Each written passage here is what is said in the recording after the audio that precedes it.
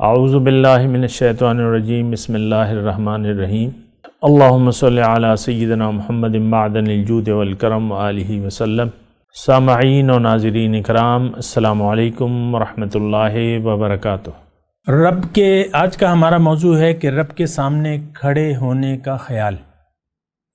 دیکھیں، یہ بات بہت ضروری ہے کہ ہم اس کو سمجھنے کی کوشش کریں کہ ہمارے ساتھ کل کیا پیش آنا ہے۔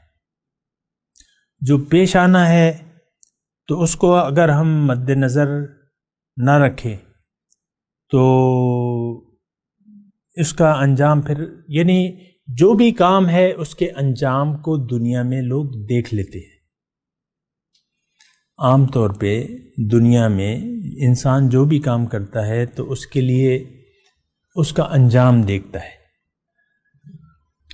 اپنے بچے کو 15-16 سال آپ تعلیم دلواتے ہیں، خرچہ کرتے ہیں، تو آپ کو اس کا انجام معلوم ہے کہ میرا بیٹا یا تو ڈاکٹر بن جائے گا یا انجینئر یا پڑھ لکھ جائے گا، کیا ہو جائے گا، نوکری ہو جائے گی، فوج میں چلا جائے گا، ڈاکٹر بن جائے، جو بھی ہو۔ تو آپ 15 سال محنت کرتے ہیں اور نتیجے کو دیکھ کر آپ یہ انویسٹمنٹ کرتے ہیں، اور اس کا ٹائم جو ہے، اور اس کے ساتھ پھر محنتیں بھی ہوتی ہیں۔ مائیں کتنی محنت کرتی ہیں بچوں کے ساتھ، باپ بھی بعض اوقات کتاب لے کے بیٹھ جاتا ہے بچے کے ساتھ۔ تو ہم دنیا میں ہر کام نتیجے کو مد نظر رکھ کر کرتے ہیں، خواہ وہ نتیجہ اچھا ہو یا برا، اس کا ہم خیال نہیں رکھتے، لیکن نتیجے کو دیکھ کر ہم کام کرتے ہیں۔ کوئی نشہ آدمی کر رہا ہے مثال کے طور پہ، اس کو اس کا انجام معلوم ہے، جو سرور اسے حاصل ہوگا، تو وہ کہتا ہے یار بغیر اس کے تو میرا کام نہیں ہوتا۔ کوئی نسواری ہے، نسوار ڈال رہا ہے، تو ویسے میں چھوٹا وہ کہہ رہا ہوں، کہتا ہے یار دے نہ بغیر خزمہ کار نہ کیجیے۔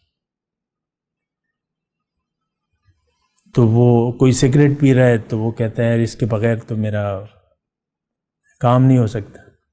تو سگریٹ کی دکانیں کیسے چل رہی؟ تو ہر کام کے انسان جو بھی کام کرتا ہے نتیجے کو دیکھ کر، نتیجہ اس کے سامنے ہوتا ہے۔ آپ خاندان بنانا چاہتے ہیں تو ظاہر ہے کہ پھر تو آپ کو نتیجہ معلوم ہے اس کا، میرا گھر آباد ہو جائے گا، تو آپ شادی کر لیتے ہیں۔ تو اسی طرح ہر کام، کوئی کام آپ مجھے ایسا بتا دیں جو اس میں آپ نتیجے کو مد نظر رکھ کر کام نہیں کرتے، خواہ وہ اس کا نتیجہ گناہ ہو یا ثواب ہو۔ ہر کام میں نتیجہ آپ دیکھتے ہیں۔ گھر بناتے ہیں آپ، لاکھوں کروڑوں روپے لگا دیتے ہیں، نتیجہ آپ کو معلوم ہے۔ ایک پلازا بنا رہے ہیں، شاپنگ پلازا، آپ کو نتیجہ معلوم ہے، آپ اس میں پھینک رہے ہیں پیسہ۔ آج کل پلازے بن رہے ہیں نا مردان میں،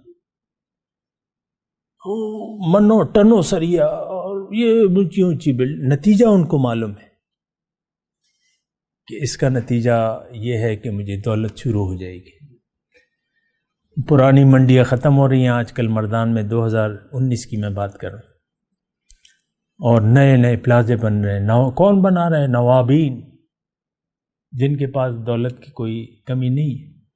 وہ کہتے ہیں یہ ہم منڈی ختم کر کے پلازا بنا لیں گے تو ہمیں اب نتیجے کو دیکھ کر، یہ بسا اوقات جتنے بھی کروڑوں سے تو کم بات نہیں ہے نا، لیکن وہ کرتے ہیں، نتیجہ ان کو معلوم ہے۔ اللہ کے سامنے ہم مرنے کے بعد جائیں گے کہاں؟ عالم آخرت میں، اور وہاں کیا ہے؟ وَفِي الْآخِرَةِ عَذَابٌ شَدِيدٌ وَمَغْفِرَةٌ مِّنَ اللَّهِ۔ اللہ کے ہاں یا تو شدید عذاب ہے یا بخشش ہے۔ دوسرا جو میرا موضوع ہے کہ رب کے سامنے کھڑے ہونے کا خیال۔ اب رب کے سامنے کھڑا ہونا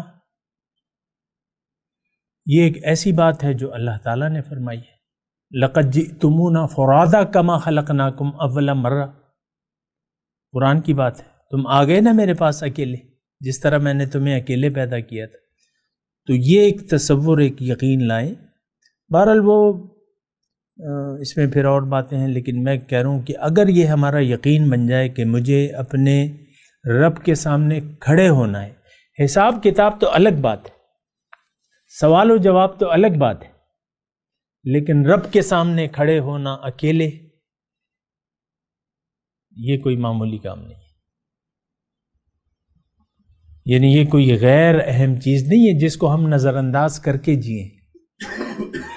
مرنا تو ہے انشاءاللہ سب نے، پھر اس کے بعد جو ہے حاضری ہے، حاضری کا دن.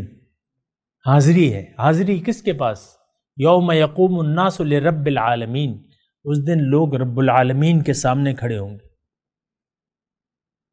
یہ تصور نہیں ہے ہمارا کہ رب کے سامنے. ہم تو کہتے ہیں بس میں ہوں اور بس میں مر جاؤں گا، کام ختم.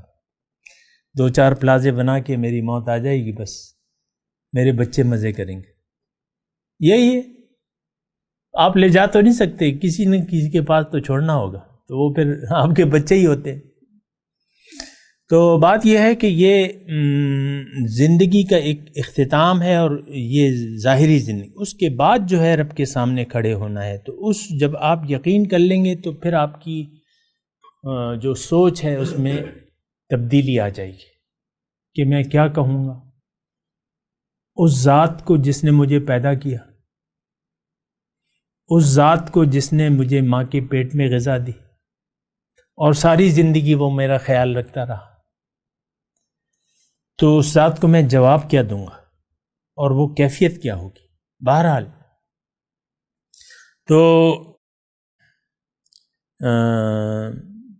ہمارے مرشد کی ایک بات میں مجھے یاد آ رہی ہے کہ یہ کام یہ حاضری تو سب کی ہوگی، حاضری سب کی ہوگی. اب مولانا روم نے، ہمارے مرشد ہمیں ایک شعر سنایا کرتے تھے مولانا روم کا، کہ کافر زنور جلالی میں رسد، مومن زنور جمالی میں رسد. کافر جو ہے وہ اللہ تعالیٰ کے غیظ و غضب کے سامنے کھڑا ہوگا، اور مومن اللہ کے جمال کا سامنا کرے گا. کیونکہ یہ دونوں صورتیں ہیں نا.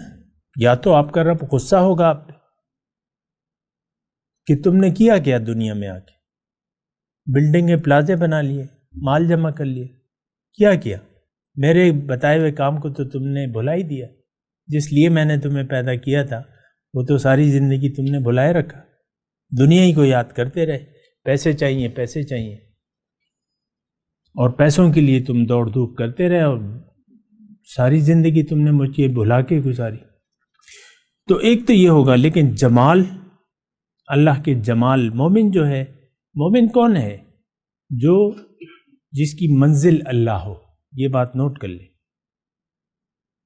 جس کی منزل دنیا ہے وہ مومن ہو نہیں سکتا. مسلمان ہو سکتا ہے، مومن نہیں ہو سکتا. جس کی منزل دنیا ہے وہ مسلمان تو ہو سکتا ہے، مومن نہیں ہو سکتا. جس کی منزل آخرت ہے، اللہ ہے، وہ مومن ہے. تو وہ جمال کی صورت میں. بہرحال اب یہ ہے نا کہ سورہ رحمان میں بھی یہ ہے، وَلِمَنْ خَافَ مَقَامَ رَبِّهِ جَنَّتَانِ. اور جو اپنے رب کے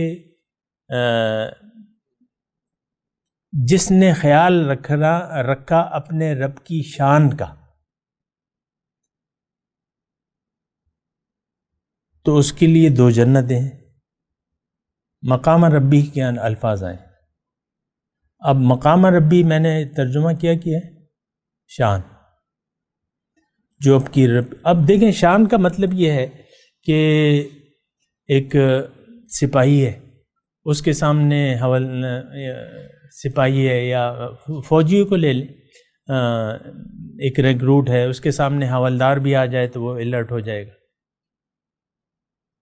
حوالدار اور فل حوالدار جس نے 3 پٹیاں لگائی ہوتی ہیں نا، وہ آ جائے وہ اور بھی، اور کیپٹن صاحب آ جائے تو وہ اور بھی زیادہ ہے. جب میجر صاحب، کرنل صاحب، بریگیڈیئر صاحب ہیں تو یہ سارے، جب یہ شان، بریگیڈیئر کی شان تو الگ ہے نا، پھر جنرل صاحب کی شان تو الگ ہے. تو اب سب کے سامنے وہ دیکھیں اس میں بڑھتا رہے گا کہ بھئی اس کی شان بڑی ہے. تو اب یہ شان، جب تک ہم کسی کی شان نہیں پہچانیں گے، یہ بات ذرا نوٹ کر لیں. ایک بات کرتا ہوں لیکن ایک وقفے کے بعد. وآخر دعوانا ان الحمد للہ رب العالمین. مولاي صل وسلم دائما ابدا على حبيبك خير الخلق كلهم